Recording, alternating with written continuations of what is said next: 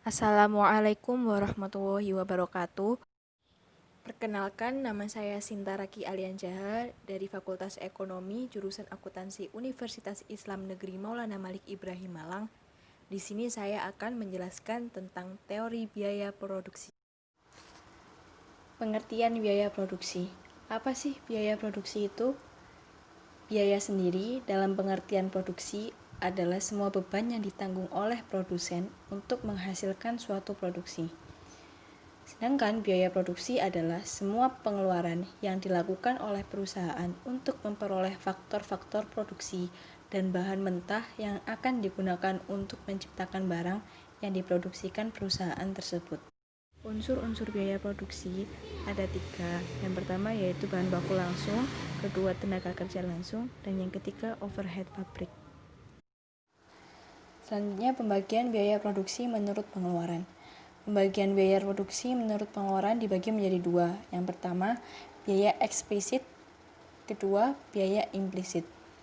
Biaya eksplisit adalah jumlah biaya yang dihabiskan untuk mendapatkan dan menghasilkan sesuatu.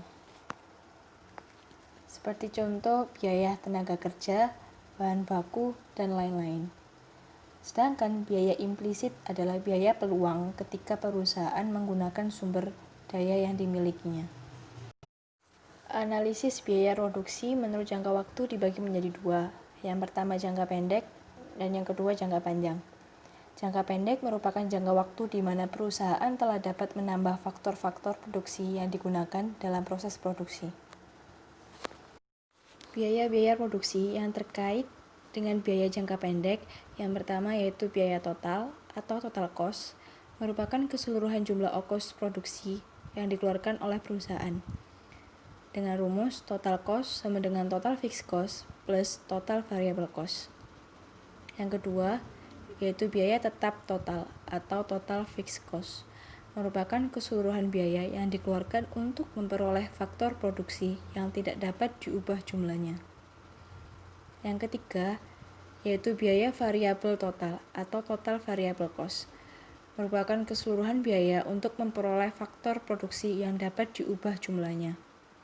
Yang keempat, yaitu biaya tetap rata-rata atau average fixed cost, perbandingan antara biaya tetap total dengan jumlah produksi yang dihasilkan. Yang kelima, yaitu biaya berubah rata-rata atau average variable cost. Apabila biaya berubah total untuk memproduksi sejumlah barang dibagi dengan jumlah produksi tersebut, nilai yang diperoleh adalah biaya berubah rata-rata. Biaya berubah rata-rata dihitung dengan rumus average variable cost sama dengan total variable cost per quantity. Yang keenam yaitu biaya total rata-rata atau average cost. Apabila biaya total atau total cost untuk memproduksi sejumlah barang tertentu dibagi dengan jumlah produksi tersebut, nilai yang diperoleh adalah biaya total rata-rata.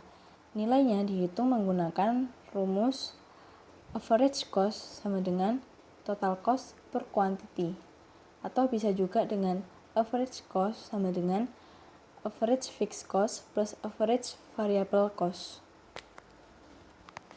Yang ketujuh yaitu biaya marginal atau marginal cost. Kenaikan biaya produksi yang dikeluarkan untuk menambah produksi sebanyak 1 unit dinamakan biaya marginal.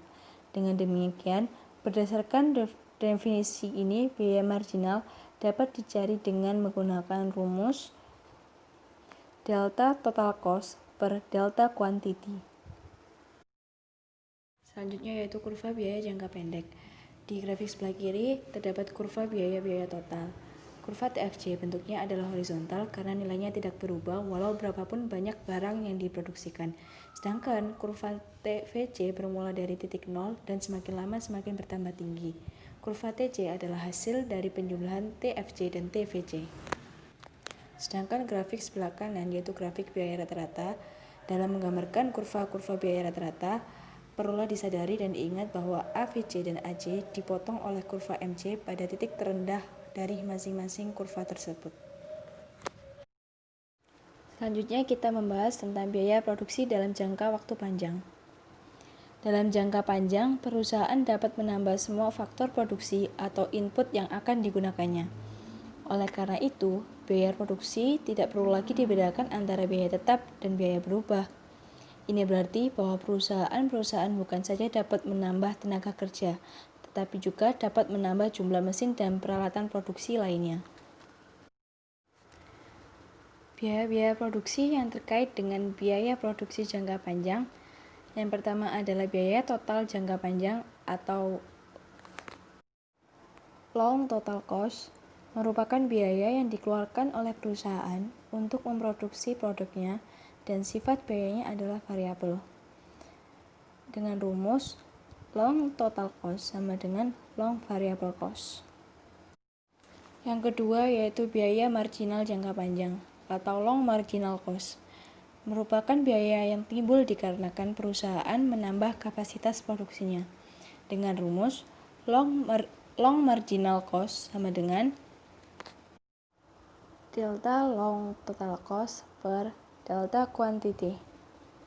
Yang ketiga yaitu biaya rata-rata jangka panjang atau long average cost, merupakan biaya total jangka panjang dibagi jumlah output yang diproduksi.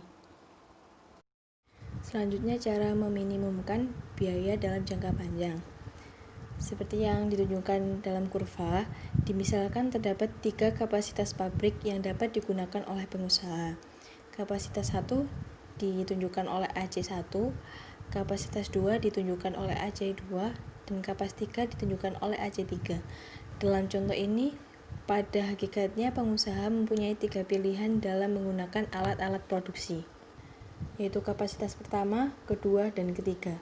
Berturut-turut biaya produksi yang akan dikeluarkan untuk menggunakan masing-masing kapasitas tersebut adalah seperti ditunjukkan oleh AC1, AC2, dan AC3. Faktor yang akan menentukan kapasitas produksi yang digunakan adalah tingkat produksi yang ingin dicapai dan sifat pilihan kapasitas pabrik yang tersedia. Selanjutnya yaitu kurva biaya total rata-rata jangka panjang.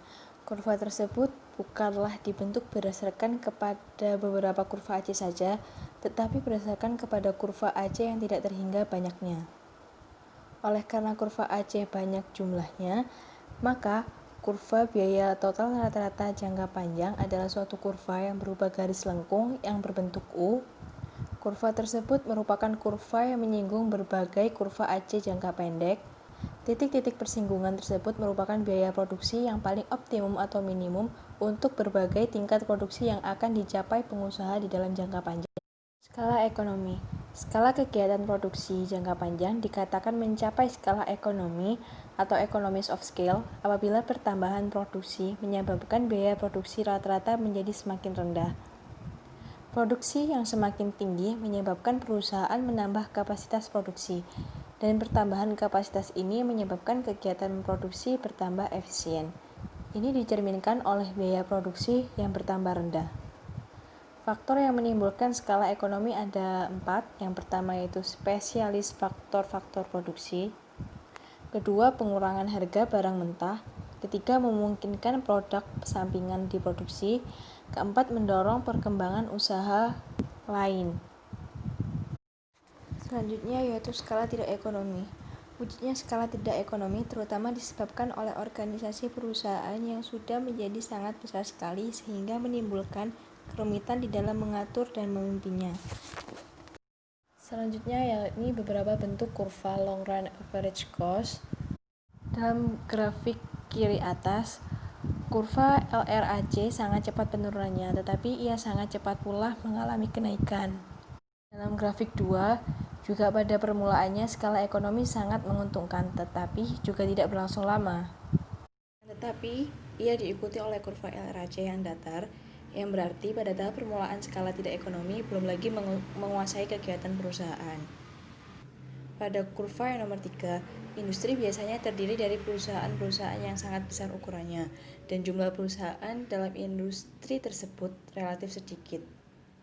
Sekian penjelasan dari saya, kurang lebihnya mohon maaf. Wassalamualaikum warahmatullahi wabarakatuh.